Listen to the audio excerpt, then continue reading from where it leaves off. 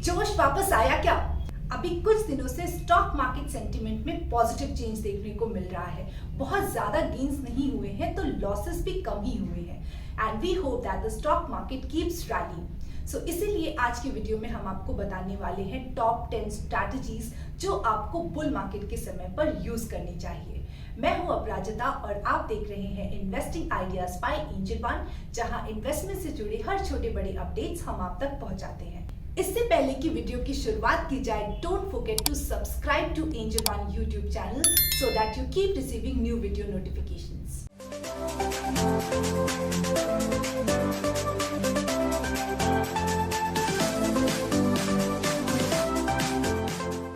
Strategy 1, bull market के समय पे कई सारे स्टॉक्स अच्छे लग रहे होते हैं but you have to stay cautious. आप ऐसे कई सारे स्टॉक्स को अपने पोर्टफोलियो में ऐड मत कर लीजिए in the name of diversification.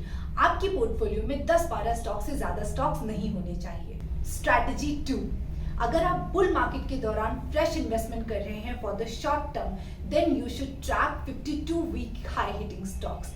ये जो 52 वीक हाई हिटिंग स्टॉक्स होते हैं ये बुल मार्केट को लीड कर रहे होते हैं, तो इसीलिए बुल रन में पार्टिसिपेट करने के लिए आपको इन स्टॉक्स में इन्वेस्टमेंट करना कंसिडर करना चाहिए। स्ट्रैटेजी 3, अभी ऑनगोइंग मार्केट सिनेरियो में आपको अनलॉक थीम्स पे गौर करना चाहिए, जैसे कि होटल्स, टूरिज्म एंड मल्टीप्लेक्सेस।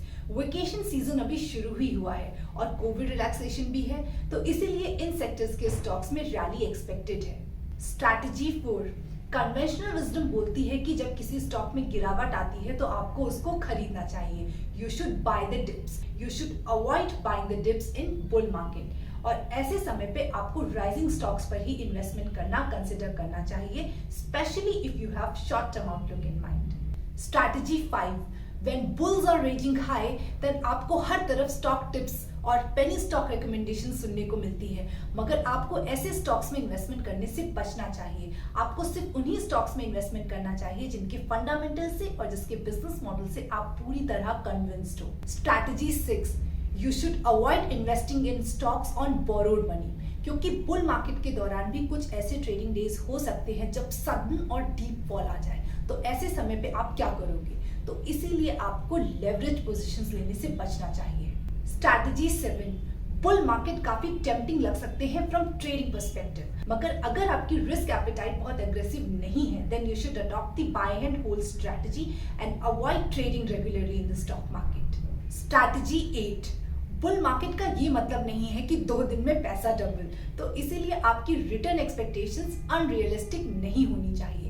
अगर आपको इंडिविजुअल स्टॉक्स में 20 to 25% रिटर्न मिल रहा है तो वो मोर देन इनफ है। Aim high in life, not in stock market returns. Strategy 9, bull market के समय पे आप अपने पोर्टफोलियो के स्टॉक्स में किसी 1 या 2 स्टॉक्स में ओवर एक्सपोजर करने से जरूर बचिए। तो अगर किसी स्टॉक का स्टॉक प्राइस से 100 से 125 हो जाता है और उसका वेटेज आपके पोर्टफोलियो में से 10 से 15% हो जाता है, तो आपको प्रॉफिट्स बुक करके उसकी वेटेज को बैक टू 10% लेकर के आ जाना चाहिए। और अगर कोई स्टॉक डबल हो जाता है in a very short span of time, तो आपको उसको 50% सेल करके अपनी इन्वेस्टमेंट कॉस्ट को फ्री कर लेना चाहिए। तो अगर उस स्टॉक में फॉल आता भी है then it should not worry you. Strategy 10, last but not the least, fundamentals hold supreme.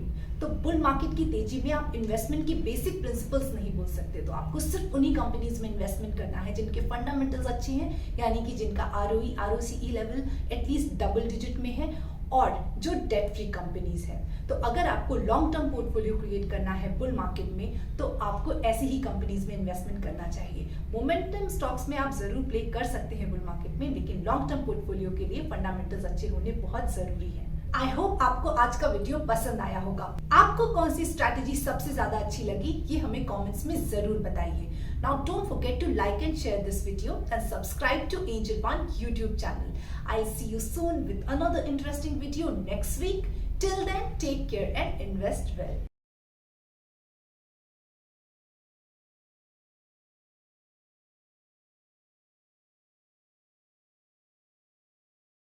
Investments in securities market are subject to market risks. Read all the related documents carefully before investing.